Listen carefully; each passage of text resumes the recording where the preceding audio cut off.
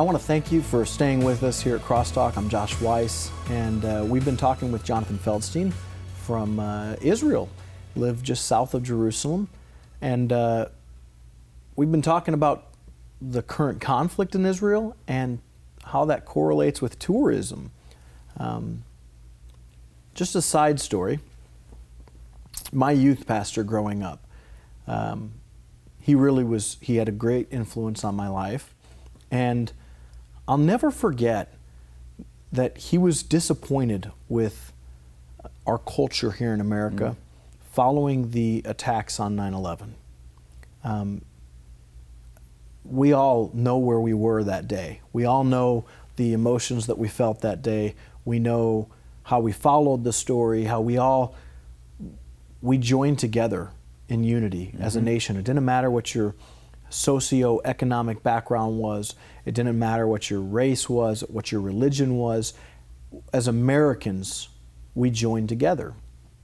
And his disappointment came because he's a big history buff, and he could recall that following the attack on Pearl Harbor, the enlistment into the military was astronomical. It was just crazy how many people wanted to do something in response. They wanted to respond not out of retaliation, but they wanted to respond out of solidarity. Right. They wanted to do something tangible. They had so much emotion just building up inside of them. I just want to do something. And their doing something ended up having them react by enlisting and saying, where do you need me? Where do you want me? How can I serve? What can I do? I want to be a part of the fix. But following 9/11, the tone and the culture, sure, there was some of that, but the overall tone and culture was sinking heads, being down. There was a sense of, we're going to get through this. There was a sense of, we're going to join together. Right. A lot of emotions, but that same welling up inside of us was the response tangibly. What we did physically wasn't the same as the way it was back when Pearl Harbor happened. And I've reflected on that several times since. What occurrences in our lives, doesn't have to be a big national occurrence, but there are occurrences in our lives that are significant enough that those emotions well up inside of us, and it causes us to take action. It causes us to step forward, to do something in response. Because it's so great within us, we need to get it out. We need to do something. And I'm touched to know that when Israel finds themselves in need, we can do something. We can take action with what's welling up inside of us. Right. We've talked about we can respond by social media posts. We've talked about that we can plant trees, that we can go visit Israel, that we can donate blood. We can do something. But you mentioned a story to me about 9/11. Yes.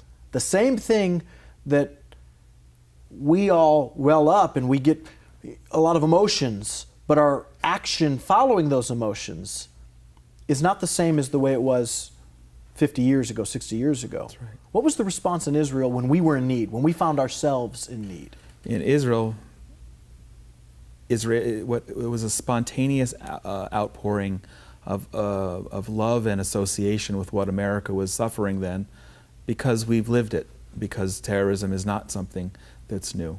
And spontaneously, thousands of Israelis lined up to donate blood in the hope that there would be survivors, and that would be at least one tangible way that Israelis could in turn bless America, could stand with America in solidarity. It was profound. Unfortunately, the blood was not needed. But it was also profound because it was the polar opposite of what many of our neighbors were doing, celebrating and throwing candy in the streets as America was burning, and we were weeping, and we were not physically, but metaphorically, standing on the front lines in New York and in Washington and in Pennsylvania, where the terrorist attacks took place, saying, we're with you. And that's how we behave. I think that it's in keeping with the fabric of who Israel is, what the stitching that makes up Israel. That's right. Israel is our friend. Israel is our greatest friend, our greatest ally, especially in the Middle East. But I would dare say in the world. Mm-hmm. And knowing what I know about your specific case, your specific situation where blood is so needed on an ongoing basis, not just for regular life, but for conflicts and for the ups and the downs, and knowing that the culture in general only donates once a year. Correct. So we're not just talking about people that donate all the time, they see a need and then they go donate again. We're talking about people that on average only donate once a year because that's what the culture has been set up to do. And yet, when America found themselves in a place of need, those same individuals got out of their house, got out of their comfort zones, got out of their work, took time off their daily schedules to go and do something because something was welling up inside of them and they wanted to respond, they wanted to react, they wanted to do something. That's right. They wanted to be a part of the solution. Right. They cared about us. Israel needs us. Israel needs you. Israel needs you. It's not just a marketing campaign. It's not just a fundraiser. Israel needs you. How will you respond? How will you react? Do you love Israel? Do you believe the biblical mandate to bless Israel? Do you pray for the peace of Jerusalem? If you love the God of Abraham, Isaac, and Jacob, if you serve the one true God over heaven and earth, if you truly believe in this reality, how do you respond when they are in need? Is there something welling up inside of you that says, I just want to do something. I just want to do something. If that is you, then do something. Put action to the emotion.